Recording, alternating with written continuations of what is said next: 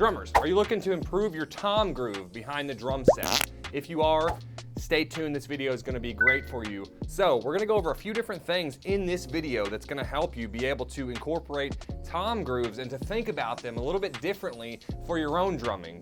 Really, here we go. Buckle up, it's gonna be a bumpy one. This question actually comes from an email subscriber, and they said that they were wanting to improve their drum tom groove, and they're asking how to incorporate cymbals, hi-hats, and into their playing more musically. And they say they maybe rely too much on basic patterns, and they'd love to get better at just making grooves and creating better flow and just more dynamics behind the drum. So I'm gonna talk about those things, and I'm gonna start with the simple, basic rock beat that we always talk about here, and we're just gonna evolve from there, and I will show you exactly some ways that you can start applying behind the drums to just play some more advanced stuff and maybe to get to thinking a little bit more about how you create drum parts. So stay tuned, because if you don't, I'm calling Jeff Bezos and he's gonna come and he's gonna take everything that you own with his robots. I don't know what that was about. Okay, so we're gonna start with that basic rock beat, and we're gonna count out eighth notes on the hi-hats. That's typically how the rock beat is. And then from there, I'm gonna show you something. This is where we can really start applying this concept of using more toms.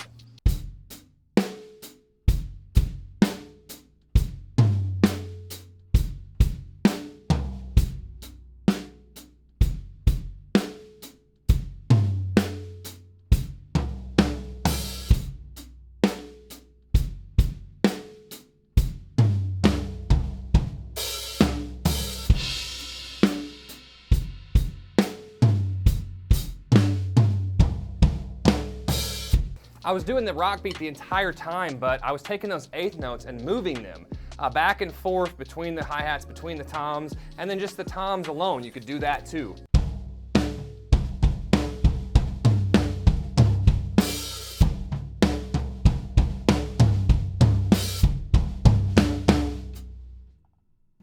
And so, I mean, obviously I'm adding a little bit more to that. There's a little bit more sticking involved, but you could really, if you were to take that just between the hi-hat and the snare, all I was really doing was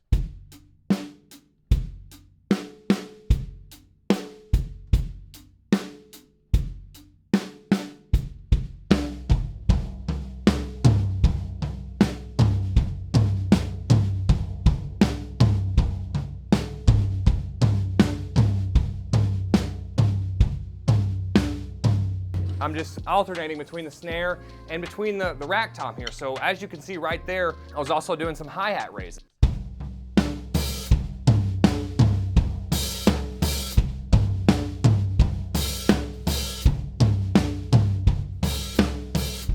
Just trading where my hands are gonna be within the beat. So that is somewhere I would recommend to first start off with, is with that basic rock beat, move that around, and then even get a little weird with it. I mean, there's no right or wrong way.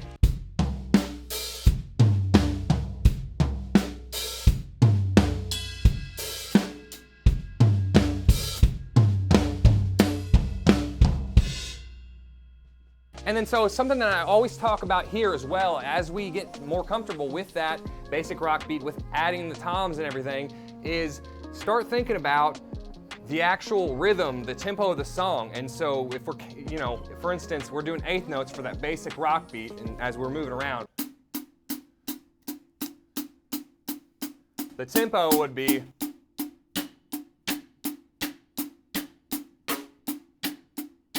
so eighth notes. I mean, where can we go from there? How many more notes can we add? Especially if we're looking at something like a fill. You know, we have a fill that's like a we could call that a half measure fill, 2 beats. As eighth notes, that would just be just 4 notes. So if we take the concept of the basic rock beat and we start adding maybe some 16th notes in there, maybe we mix the subdivisions a little bit, nothing crazy, but something maybe along the lines of, if we were just to take eighth note and 16th notes,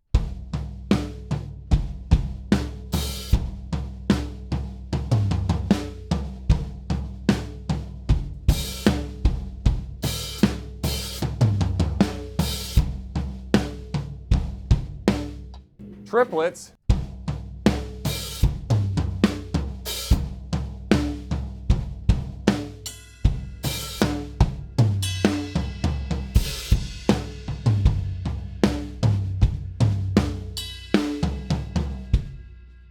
But then even going from there, and you'll hear this beat a lot in rock songs and punk rock songs and metal songs, and it's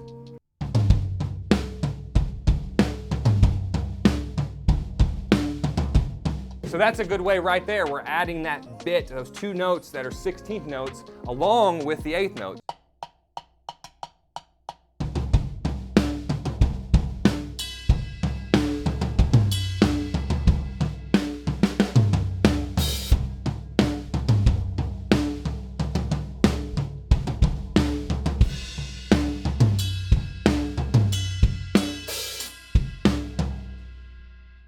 You know, when I'm talking about increasing the notes and going from 8th notes to triplets, you know, or even the 16th notes, but we could dial it back also, and if we're doing 8th notes, maybe we can do some quarter notes in there too.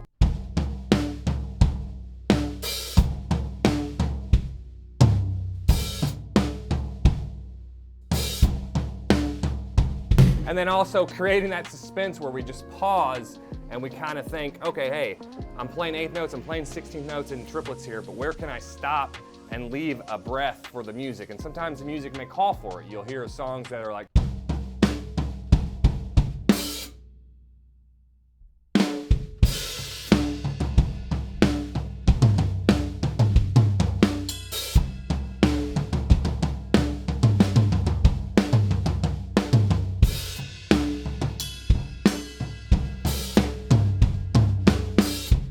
and then from there, obviously, you know, we have the 30-second notes, which is where we're playing really fast. So if this is 8th notes and 16th notes, 30-second notes may be like.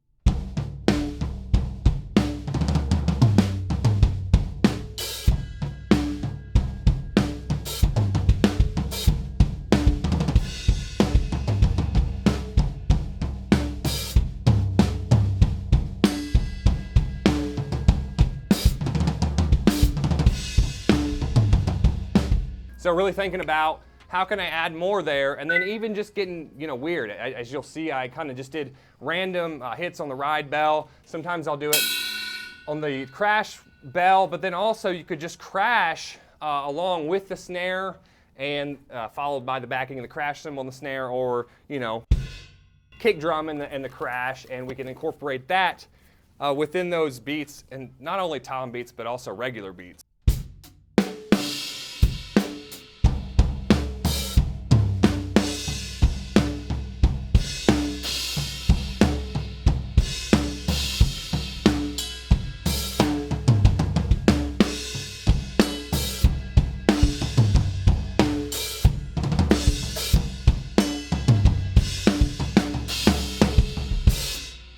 So just crashing randomly within the beats of the song, within even a fill, it's gonna add more. You know, you're not gonna be stuck just, or even, but you can go.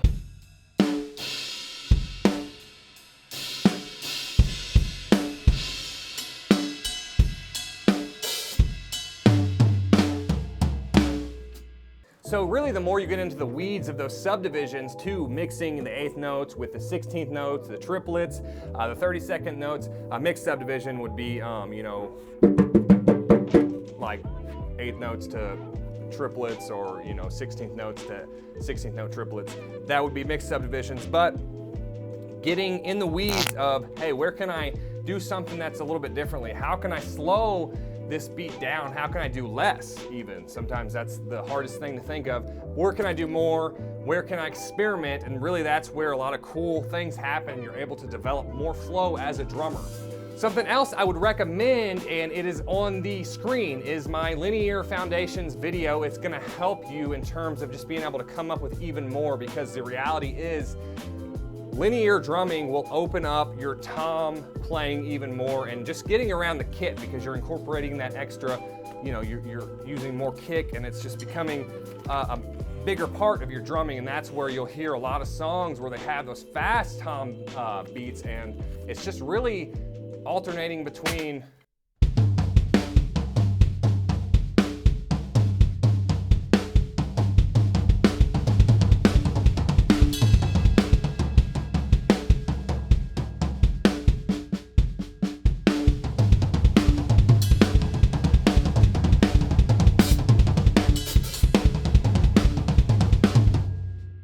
But there are tons of other linear patterns that you can do. I also did a video going over, I think, that specific linear pattern, but check out the Linear Foundations video. It's gonna help you out a lot. Until next time, stay tuned.